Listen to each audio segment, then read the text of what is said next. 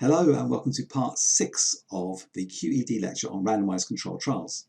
In this final short part of the lecture, we look back at some of the designs that we've considered and think about the methods that you could use to actually analyse data if you're carrying out these designs. And then the rest of the semester really is mainly concentrated on those particular methods. And then we draw some conclusions. So 3 kinds of design we've met are descriptive designs, RCTs today, and then observational designs or quasi-experiments, which I talked about a bit in the first lecture and you'll see more of during the semester. So if you're doing descriptive design, then you just need these statistics, so mean, median, mode, and then for spread, the range, standard deviation, interquartile range. So that could be variable by variable, and also statistics for looking at how things are connected, like the correlation coefficients and Spearman's correlation coefficient. Then you might describe the distribution. So is it skewed, is it symmetrical, does it look normal, could it follow some other distribution, is it quite irregular? And then tables and charts, so just cross tabulations, scatter charts, and so on, box plots. So that's description. If you go on to almost the opposite extreme, the randomised controlled trial, so a pure experiment, normally there you've got some groups, 2 or more, and then you're looking at the mean of a scale variable and how that differs between the groups. So you've got microfinance, you have a with or without group. So there's 2 groups, with and without microfinance. That's like a nominal variable, yes or no to that. And then the scale variable is mean household consumption. And you're looking at the mean of that. So is there a difference in this mean between the with group and the without group? And the way you test that is a t-test for the difference in the mean between those 2 groups, treatment versus control. We discussed the t-test in weeks 4 and 5. Of course, then you may have more than 2 groups. So you might have several different treatment types, as in the tobacco farming experiments. When you had the people with nothing, you had the people that got the savings accounts, and you had the people that got the commitment savings accounts. If there's more than 2 groups, then you use something similar to the t-test, which is called analysis of variance, which works with more than 2 comparison groups. And that's discussed in weeks 10 and 11. And then finally, when you get this sort of hybrid, it's not just description, it's not a pure randomised controlled trial.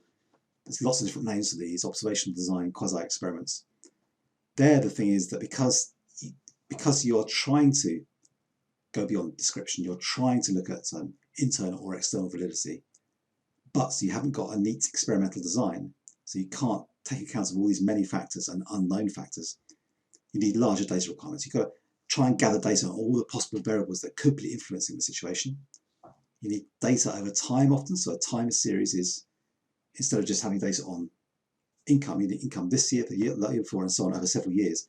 And panel data, which is where you've got cross-sectional data, so data on a particular household on lots of variables, but all those variables are also over time. And then also there's several households as well. And then when you've got many variables interacting like this, then the method that we use to analyse the effects and the relationships between many different variables at the same time is broadly known under the umbrella of econometrics. And you'll be looking at econometrics in weeks 7 to 9. So finally, we can try and draw some conclusions from this lecture, which is that, okay, randomised controlled trials have got very powerful appeal. It's a simple concept. They've certainly become very popular recently. They're attracting a lot of attention, lots of funding. They're very, very widely used. But they polarise opinion. To some people, to many people, randomised controlled trials are almost a revolution in knowledge about developments and about many other areas of social policy that many people advocate we should use them more in the UK. Such as Ben Goldacre, for example, if you'd like to read some of his material. That's Ben Goldacre, the author of Bad Science.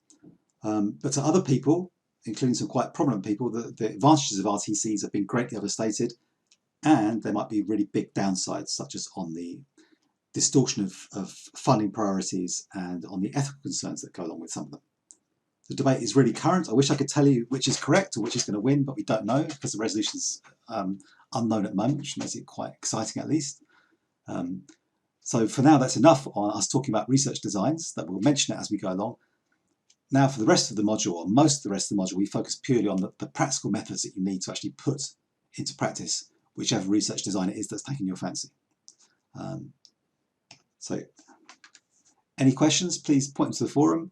For example, if it were you, would you think that was an ethical or a practical solution to the problem of child marriage, to offer jerry cans of cooking oil to young people if they can prove they've not been married for the last few months? Or would you have questions about that?